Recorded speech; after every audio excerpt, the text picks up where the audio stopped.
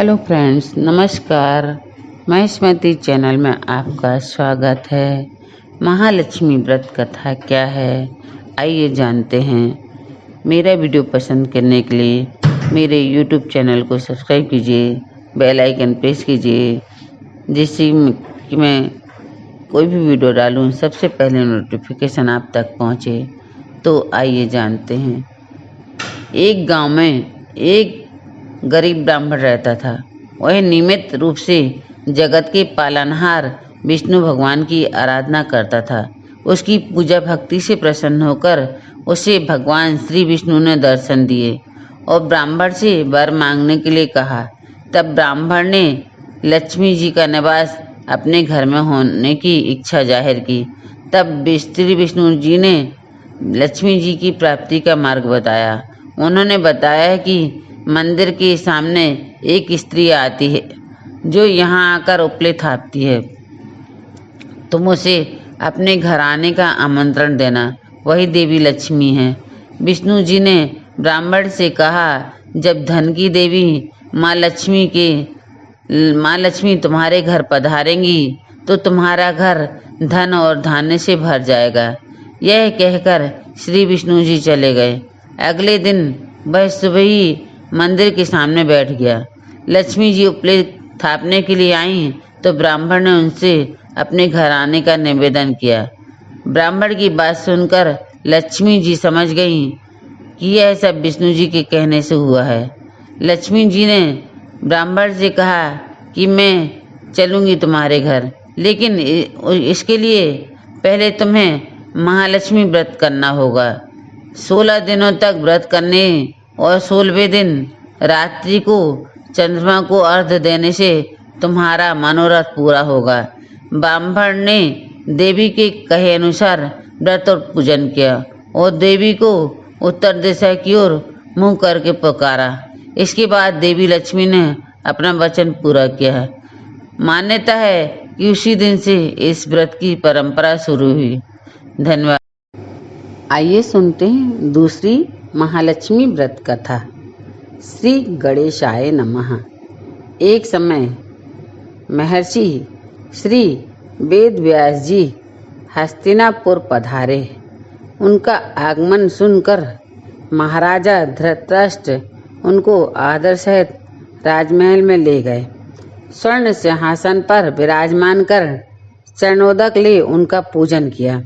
श्री व्यास जी से माता कुंती तथा गांधारी ने हाथ जोड़कर प्रश्न किया, हे महामुनि, आप त्रिकालदर्शी हैं, अतः आपसे हमारी प्रार्थना है कि आप हमको कोई ऐसा सरल व्रत तथा पूजन बताएं जिससे हमारा राजलक्ष्मी, सुख संपत्ति, पुत्र पौत्रादि और हमारा परिवार सुखी रहे। इतना सुनकर श्री वेदव्यास जी कहने लगे, हम एक ऐसे व्रत का पूजन और वर्णन कहते हैं जिससे सदा लक्ष्मी जी का निवास होकर सुख समृद्धि की वृद्धि होती है। यह श्री महालक्ष्मी जी का व्रत है जिसे प्रतिवर्ष आश्विन कृष्ण अष्टमी को विधिवत किया जाता है। हे महामुनि, इस व्रत की विधि हमें विस्तार पूर्वक बताने की कृपा करें। तब व्यास जी बोले, हे देवी, यह व्रत भाद्रपद शुक्ल अष्टमी से प्रारंभ किया जाता है। इस दिन स्नान करके 16 सूत के धागों का डोरा बनाएं, उसमें 16 गांठ लगाएं, हल्दी को पीला करें। प्रतिदिन 16 दूब 16 गेहूँ डोरे को चढ़ाएं। आश्विन कृष्ण अष्टमी के दिन उपवास रखकर मिट्टी के हाथी पर श्री महालक्ष्मी जी की प्रतिमा स्थापित कर विधि पूर्वक पूजन करें। इस प्रकार श्रद्धा भक्ति सहित महालक्ष्मी जी का पूजन व्रत करने से आप लोगों की राजलक्ष्मी में सदा अभिवृद्धि होती रहेगी। इस प्रकार व्रत का विधान बताकर श्री वेदव्यास जी अपने आश्रम को प्रस्थान कर गए। इधर समय अनुसार भाद्रपद शुक्ल अष्टमी से गांधारी तथा कुंती अपने अपने महलों में नगर की स्त्रियों सहित व्रत का आरंभ करने लगीं। इस प्रकार 15 दिन बीत गए। 16वें दिन आश्विन कृष्ण अष्टमी के दिन गांधारी ने नगर की सभी प्रतिष्ठित महिलाओं को पूजन के लिए अपने महल में बुलवा लिया। माता कुंती के यहाँ कोई भी महिला पूजन के लिए नहीं आई। साथ ही माता कुंती को भी गांधारी ने नहीं बुलाया। ऐसा करने से माता कुंती ने अपना बड़ा अपमान समझा। उन्होंने पूजन की कोई तैयारी नहीं की और उदास होकर बैठ गईं। जब पांचों पांडव युधिष्ठिर, अर्जुन, भीम, नकुल और सहदेव महल में आए तो कुंती को उदास देखकर पूछा, हे माता, आप इस प्रकार उदास क्यों हैं?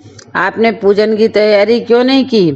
तब माता कुंती ने कहा, हे पुत्र, आज महालक्ष्मी जी के व्रत का उत्सव गांधारी के महल में मनाया जा रहा है। उन्होंने नगर की समस्त महिलाओं को बुला लिया है और उसके 100 पुत्रों ने मिट्टी का एक विशाल हाथी बनाया है जिसके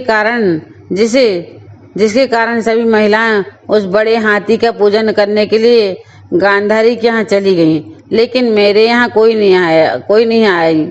यह सुनकर अर्जुन ने कहा, हे माता, आप पूजन की तैयारी करें और नगर की महिलाओं को बुलवा लें। हमारे यहाँ स्वर्ग के ऐरावत हाथी की पूजन होगी।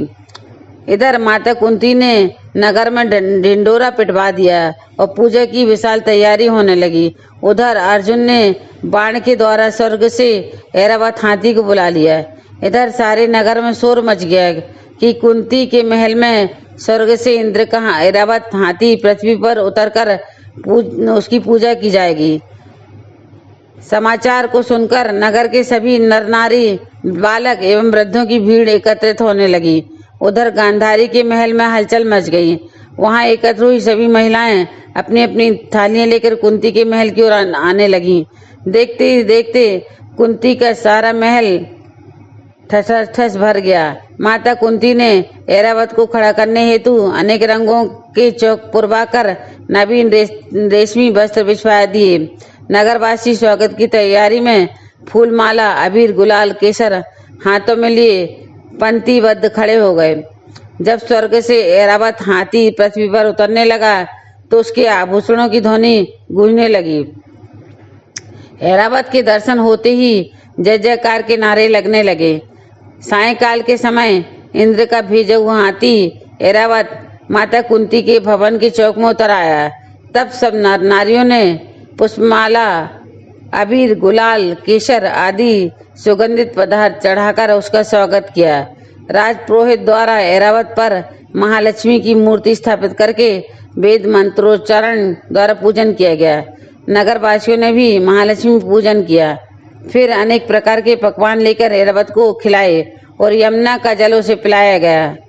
राजपुरोहित द्वारा स्वस्ति वाचन करके महिलाओं द्वारा महालक्ष्मी का पूजन कराया गया। 16 गांठों वाला डोरा महालक्ष्मी जी को चढ़ाकर अपने अपने हाथों में बांध लिया गया।